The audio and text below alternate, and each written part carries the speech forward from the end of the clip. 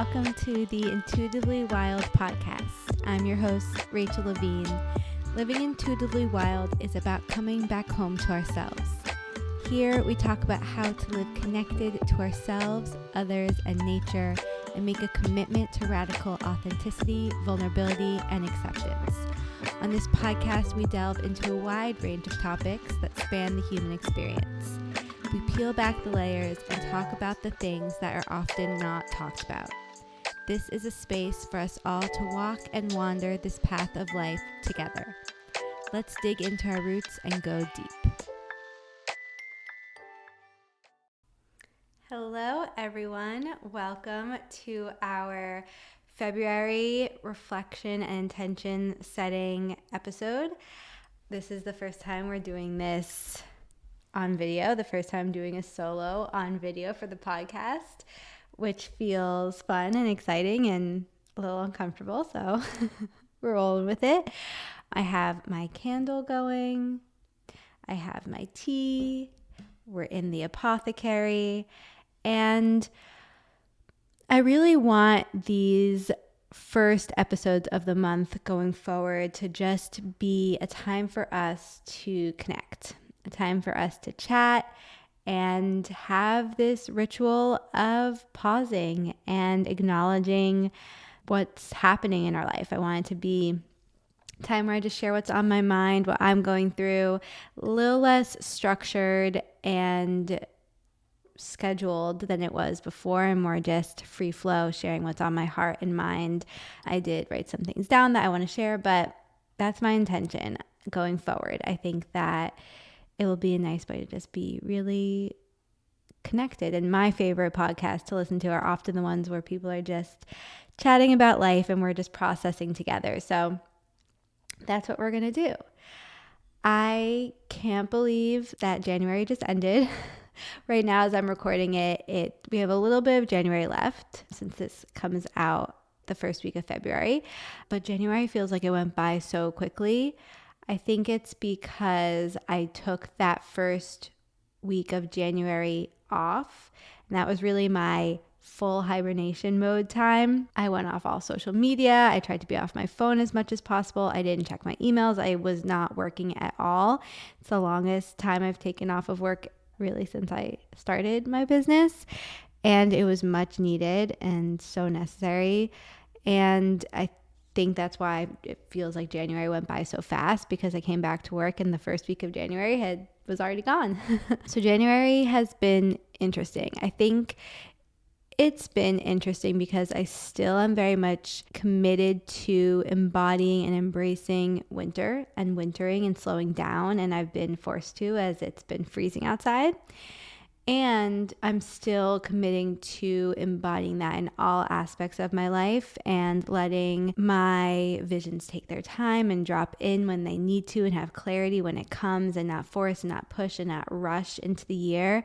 And a lot of the big projects I am birthing this year, which there are a few that I'm so very excited about, are definitely coming to fruition spring and summer and aligned with the seasons. I did that intentionally, and it just happened naturally.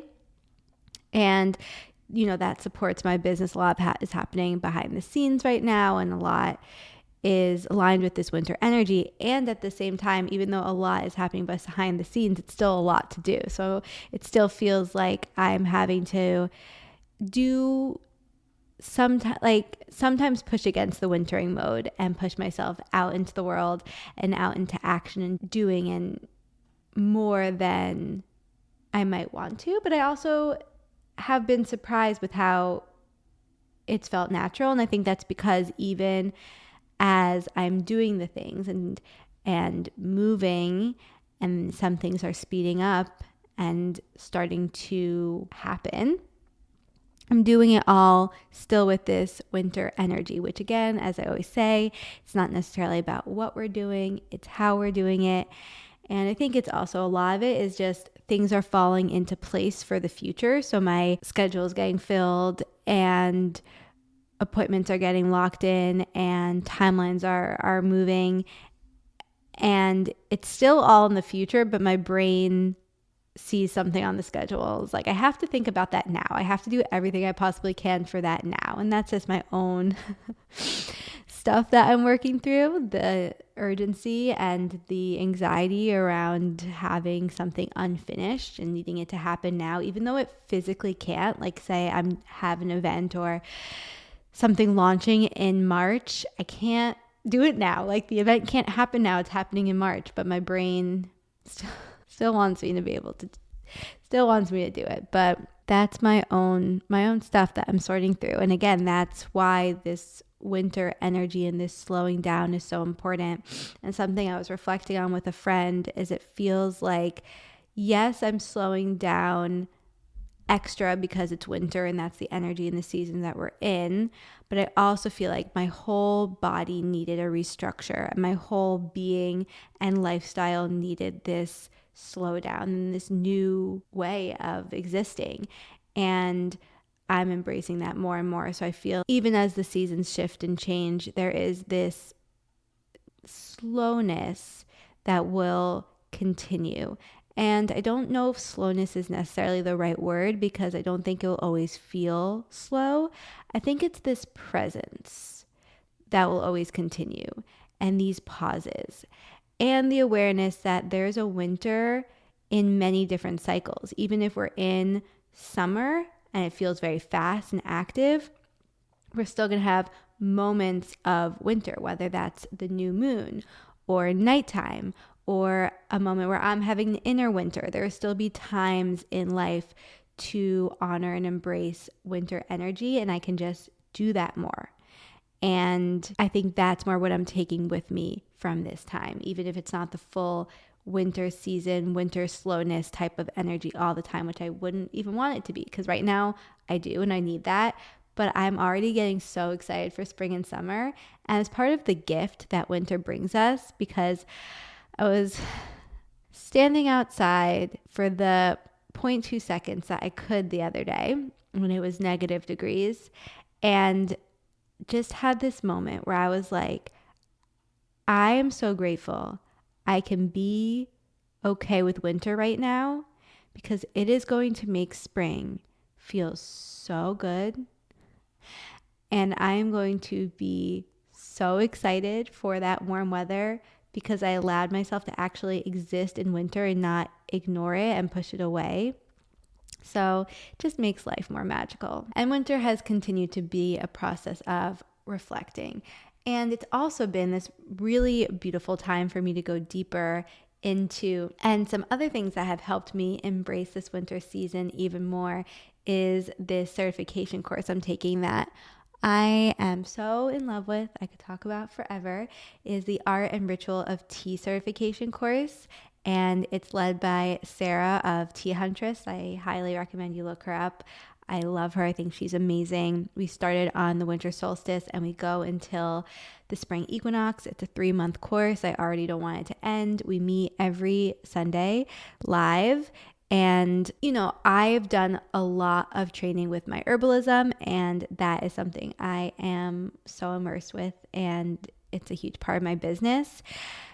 And learning about tea in this different way has been transformative and so illuminating and enlightening, and also humbling, because even though I've done so much work with my herbalism, I really didn't know that much about the difference about the herbal infusions I'm making and tea. Because although and many people talk about herbs as tea is actually its own plant. So the drinks that I make are actually herbal infusions, because the ones I have been making don't have the tea plant in them. The calendula, the chamomile, all the different ingredients that I use are actually herbal herbs. And so I'm making herbal infusions versus such as what you might know as traditional English breakfast teas are made with the tea plant, oolongs, chais, pu'ers. There's many different kinds.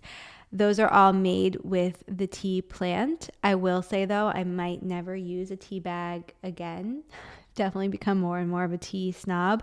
But I think that I'm going to save this for a whole other podcast, because there's so much I could say here. What I will say now is that I've incorporated tea into my morning ritual. So every day I meditate with tea.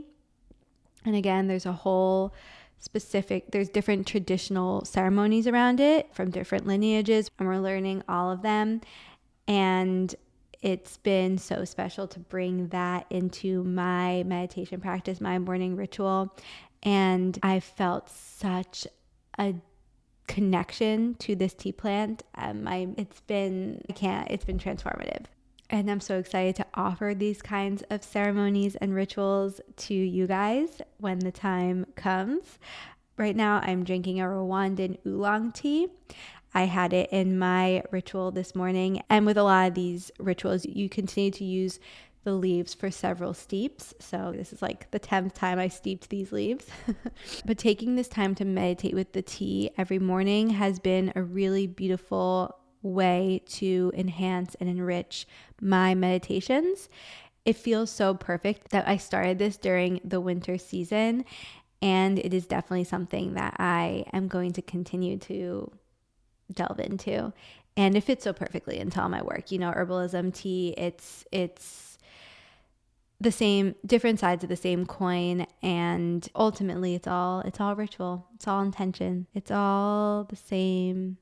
And yeah, just excited to share more info about all of that with you. If you have any questions about tea and tea rituals, tea ceremonies, feel free to ask them, and I would love to go into it all.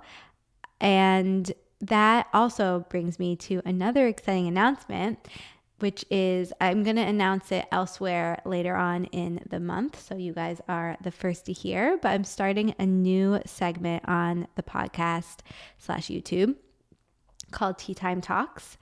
And this will be once a month at least. I have someone over in person to just have a real raw conversation about what we are going through, whether that's reflecting on the month that's passed or reflecting on a specific time in their life, reflecting on our life in general, setting intentions for the month to come, or thinking about our general life intentions, sharing our rituals through it all. We're just going to be processing and reflecting and sharing and connecting together and drinking tea, of course. And I've really gotten clear that a huge intention of mine is to do in-person things. And although that is not my comfort zone for many different reasons, and it definitely is something I have to push myself to do at first, it also genuinely feels like my path and my purpose. And for a while, I tried to avoid that and fight that. And the universe kept saying, no, this is what you're meant to do. And if you listen to my podcast with Danny Beinstein a couple weeks ago, I mentioned how often the things that are the most challenging for me are the things that I'm most meant to do. And owning and embracing and accepting that has been a process, but it's been so rewarding and reminds me that I can trust my own intuition over my logical mind, because often my mind is telling me I can't do this, or has these limiting beliefs or conditioning or X, Y, and Z reasons why it's not going to work, or I'm not meant for it, or I'm not good enough, or whatever. And my intuition keeps saying, this is the path. This is what you got to do. And so one of the ways I'm incorporating these in-person deep connections is through these tea time talks. So now one of our podcast conversations with a guest will be these tea time talks in person. And I wrote, one of my intentions for the new year was to have more people over to my place for ritual. And now I'm doing it in this way, and that's really exciting. So the first one will come out later this month, and I can't wait to share it with you all. I also am so excited to connect with all the amazing people in this area of all walks of life. I'm sure some of the conversations I have will be with friends and family, but so far all the people I have scheduled to record these conversations are new people I've met here who are doing a wide range of different things and who are all so authentic and so cool. And I just can't wait to share their story with all of you and for me to get to know them better and to just open up the space for us all to connect in this way. If you are in the area or going to be in New York at any time and would want to do a tea time talk with me, I have really no restrictions or limitations around who I want to talk to. I will talk to anyone and anyone, whether you are the most famous person on earth or no one knows your name, because I think everyone has a story to tell and everyone has a message to give and impact to have on others. I, more than anything, just want to hold the space for that. Just want to connect with everyone. Feel free to reach out to me, or if there's someone that you are interested in me talking to, I would love to hear from you around that too.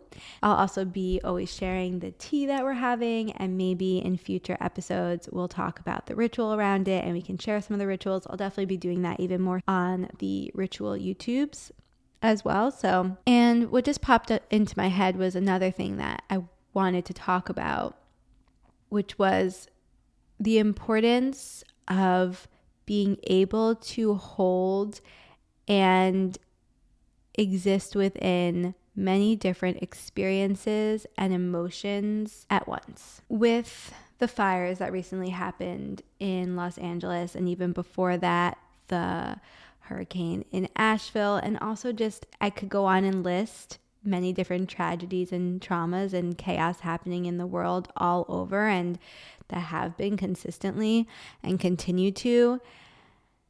Amidst all of that, there's also a list of things I could name that are beautiful and joyful and magical, and also mundane and simple and normal. And I've really had to allow all to exist within me. I can't get too caught up in any of them really, and I have to kind of let myself feel what I'm feeling in all of them. I think it's been very hard to show up for me on social media and not feel like I don't know what to say to those suffering directly from the floods, or to feel like I don't know what to say directly to people who lost their homes to the fire. And I've been indirectly impacted by all these things, but I don't live in these places anymore, and I'm so grateful to be safe and healthy and happy. And I have been deeply impacted in many different ways, and I'm handling that and helping with that in the ways I can and in the ways I feel called to right now behind the scenes. And I haven't felt called to directly share about it all online, and I guess people can make assumptions. And one, I guess it's important to remember that you don't know how someone is handling something, or all the things that are going on behind the scenes in someone's life, just because you see bits and pieces online, and to remember that there's a whole world going on behind the screen that you don't see. Also, just because someone's not talking about a topic doesn't mean that they haven't been impacted by it, or they're not doing something to support it or change it or take action. And not just talking about myself, I'm just talking about us, all of us going on social media and making assumptions in general. But with all of that, can be so easy to get lost in the grief and in the fear and in the unknown and anger and frustration and anxiety. And it's still so important to stay in the presence and stay in the gratitude and in the joy. And I think sometimes it can feel hard for me to share that one, because there's guilt in that. There's shame that I have that privilege. And it's also the knowledge that not everyone can access the joy and the gratitude right now because of what they're going through. But that doesn't take away the fact that the rest of us need to. We need to feel the joy and the pain simultaneously. We need to be able to laugh and cry simultaneously. We need to have the levity and the distraction and the nuance all at once, because otherwise we'll all get stuck. If we are resourced enough to take care of ourselves, we need to. Otherwise, we can't support those who don't have that capacity. And so if you can laugh right now, if you can find joy in the little things right now, if you can dance in the darkness, we need to do that. And we need to cry, and we need to grieve, and we need to take action. And it's just allowing ourselves to experience it all at once, to not seeing our emotions as black and white or this or that or good or bad, and to celebrate the whole human experience at once. I think that's a big thing I'm learning, not only through all the tragedy happening right now, but just through my experience in general. Even if I'm personally having a hard day, okay, I'm having a hard day or a hard moment, and then I can also then be like, oh, now I'm ready to laugh and not hold on to that hard moment because I'm upset about something or something happened. Is that making sense? I think we need to laugh more. I think we need to love more. And I think we need a little bit more lightness because we are so present and aware that it isn't light. It isn't all light and love at all. And so how can we let the light and love exist amidst the heavy and the dark? So that's been a little bit about what I've been processing and reflecting on when it comes to January. And now we're moving into February. Wow. So we just had In Bulk, which you should listen to that podcast or watch the YouTube all about it. But February is also known for the month of love, for Valentine's Day. And Valentine's Day holds many different meanings for me. It's actually quite meaningful for me. I wrote a Substack about this that will be coming out the week of Valentine's Day that shares a bit about my experience. And I won't go into it too much here, but Valentine's Day 2020 was right when I started treatment for the first time. February 7th was my first day in treatment. Again, if you want to hear more about those reflections, I'll leave it for that post. But because of that, this time always brings me back to that moment. And again, mixed emotions. Brings me back to the whole experience and that person who I was that first day of treatment and everything I went through then. And then overall, in general, the whole process I've gone through since then was really this process of self-love, to put it simply. Treatment and recovery is what taught me to actually love myself, and therefore it ultra emphasizes that Valentine's Day for me symbolizes the day I chose to love myself, the day I chose to choose myself, and the day I chose to live and commit to life. And therefore, February will always hold an important time for me, an important point of reflection and connection.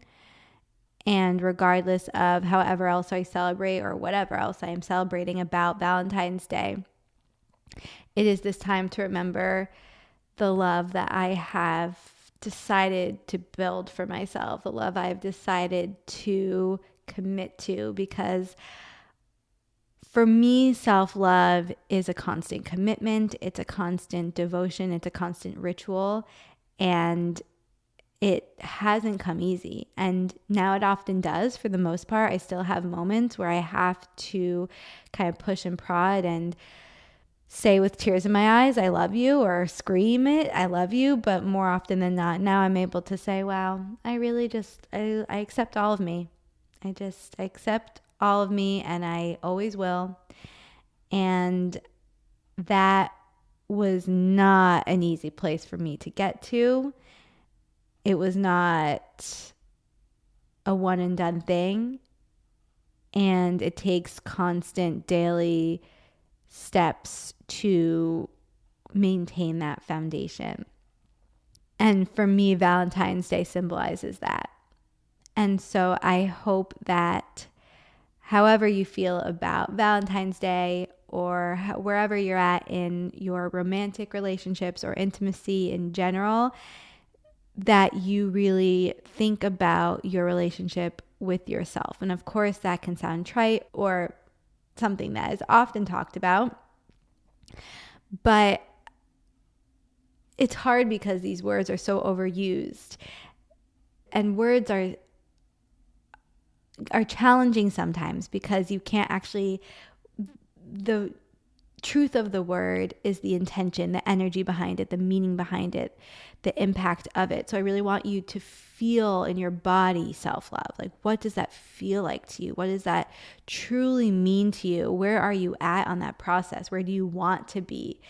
And how do you cultivate that and create that for yourself? I hope that this month you can think about that and you can prioritize that and really get into the feeling of that for you. Again, words don't do words justice. Like, words don't do their meaning justice. So my intention for February is to celebrate this love I've cultivated for myself and to continue to assess where I'm at with it and how I can maintain and elevate the foundation I built for myself and show up in that way in all areas of my life, in all relationships, in all moments, and to focus on the levity and the love and the lightness that I can, while acknowledging and being fully present with the dark and the heavy and all the rest of it. And to find the beauty in it all, to find the meaning in it all. And that's really only something we can do for ourselves, because it's very rarely helpful to say to someone who's going through the greatest loss of their life, there's meaning in this, or there's purpose in this, or laugh through this, or love through this. That's not helpful. But you can say to yourself, what does this mean for me? Where is the lightness in this? How can I laugh through this? How can I love through this? We can say that to ourselves. We can show up for ourselves in that way. So it's your responsibility to see where you're at in that and see what you can do for yourself in that, and to let yourself feel it all and to not get stuck in any one moment of your existence. I hope some of that resonated with you. I'm curious how you are feeling listening to this and what's coming up for you as you listen to this. I really want these conversations to be a conversation. So I'd love to hear from you guys if there's anything that you took from this that you want to expand on, or any reflections you have from January, any intentions you have for February, anything you're looking forward to, the energy you're feeling, what you're learning, what you're releasing. All the things. I want to hear all the things. I really do. I more and more just want this to be a space for authentic conversation, for deep connection, for vulnerability, for authenticity, for us all to just be together in the messy magic of being human. So I guess that's where I'll leave you for now. I'm excited to see what February reveals to us and what comes from this time. The sun is setting.